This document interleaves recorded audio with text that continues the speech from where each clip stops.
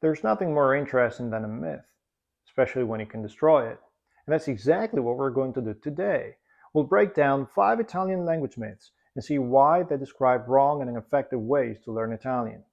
And then we'll take a look at what works instead. Welcome back to my videos. Here we speak Italian with real confidence.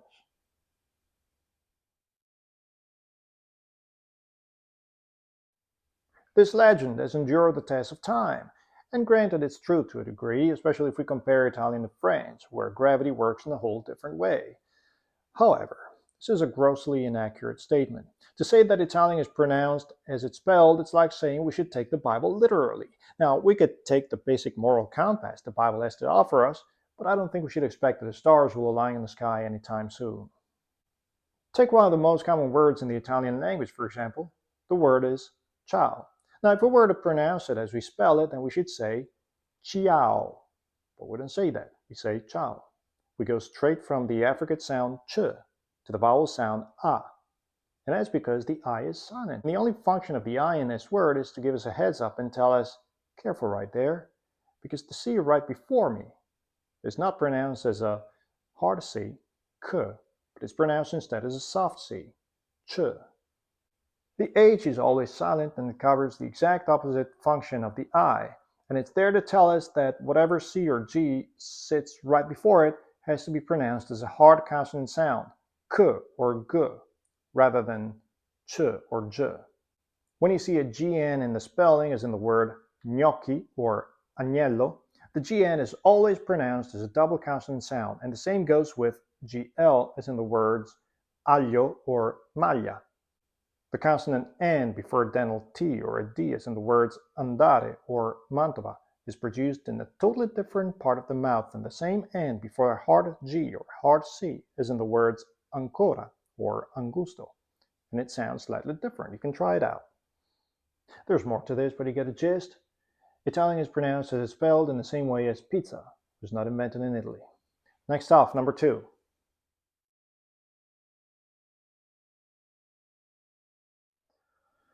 Absolutely. So while the Italians are enjoying a glass of wine and entertaining the ladies, go right ahead and study grammar. I'm sure it'll make you fluent in no time.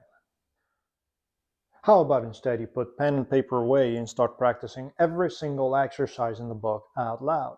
There's 2 types of advantages to practice in this way. The first one is that you're going to use every sound producing organ in your body, and that's going to help you build up speech reflex and muscle memory.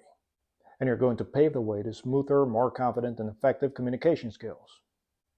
The second advantage is at some point you can resell your useless textbook in mint condition. There's actually a third advantage. Once you start reaping the benefits of this method, you'll acquire one additional skill, a very important one. You'll be able to place 95% of the language teachers you come across right in the category where they belong.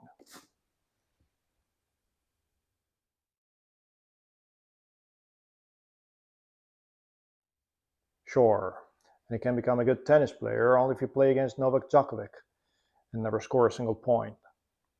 There's 2 types of fluency, cognitive fluency and practical fluency. For cognitive fluency, yes, you most likely need to spend a lot of time in Italy, so you'll never be fully fluent if you can't think of a couple of TV commercial taglines in Italian, or if someone asks, ci beviamo un crodino, and you have no clue what that means, you're not fully fluent. Or if you can't think of a couple of grocery store chains, then you're not fully fluent. Or if you can't think of a few lines from movies in Italian, then you're not fully fluent.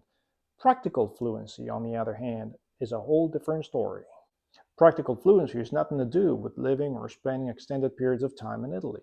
To achieve advanced levels of practical fluency, you need to do drills out loud, according to very specific routines. Here's an example. The passato prossimo is one of the most important verb tenses in Italian. So here's how I want you to practice it. Use this structure to make sentences out loud, back to back, and right off the top of your head.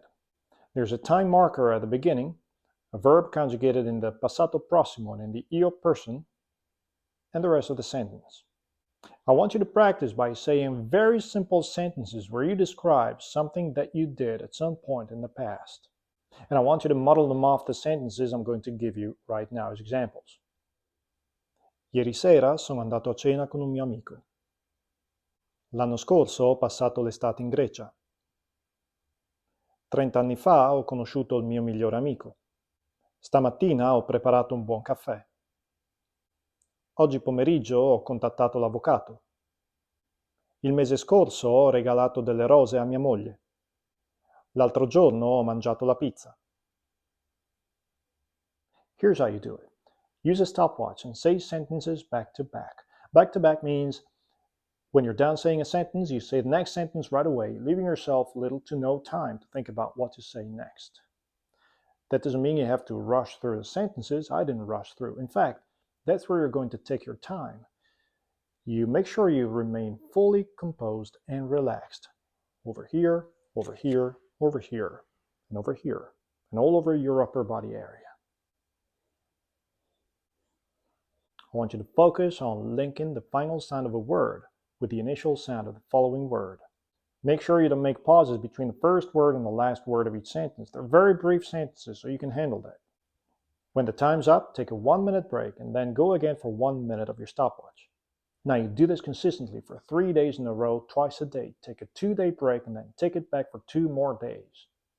As you progress, you want to reduce the time in between sentences. This is what helps you build up speech reflex. Now, this is how you work your Italian up to fluency, and I can assure you that if you practice this way on a short but high-intensity routine, you'll get the results you've never gotten so far.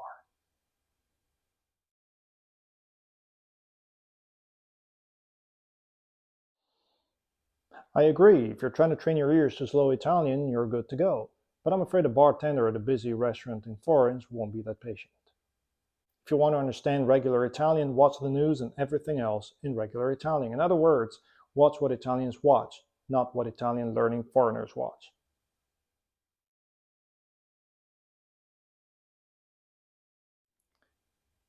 Afraid not. All right, that's enough for now. Just remember, Italian isn't studied, it's spoken. So if you're done wasting time, subscribe.